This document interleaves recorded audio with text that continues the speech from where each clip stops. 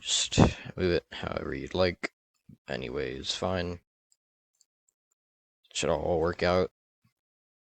This looks weird, but whatever. Um, and then once you're done posing it, you go back to object mode. So once you're done, you can click off that. Then you want to click on this camera type thing. Then go to render engine, change it from cycles to Eevee. There's a reason, because if you do that, this is what it looks like. So yeah, and then you want to click check on ambient occlusion, whatever, bloom, screen space reflections, motion blur, then go to shadows, high bit depth, and soft shadows.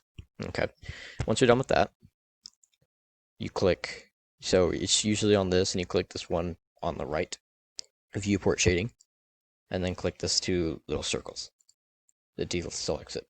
Now you click add at the very bottom, and if you're lost, or just goes from this right here to this, and you click this. Then you go to add, come on, camera, and then just move around the camera to wherever you want. It's numpad key 0 to see the view of the camera, or you can just go to view, cameras, active camera, and that shows you what the camera sees. 1 second, rotate. What's it doing?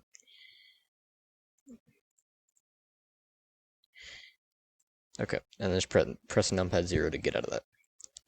So just move this however you want, position it however you want.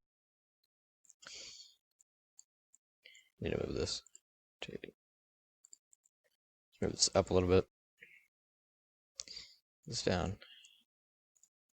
Just rotate it a little bit, because why not? Nope. Scale. Move back, move up. However you want to position it. And then you go to up here. It kind of cut off a little bit, but you can barely see it. So there's the Blender icon, then File, Edit, Render. So it's the fourth from the left. We go to Render Image. And there you go. Professional made GUI. Then you go to Image, Save As. I'm just going to save it in my downloads.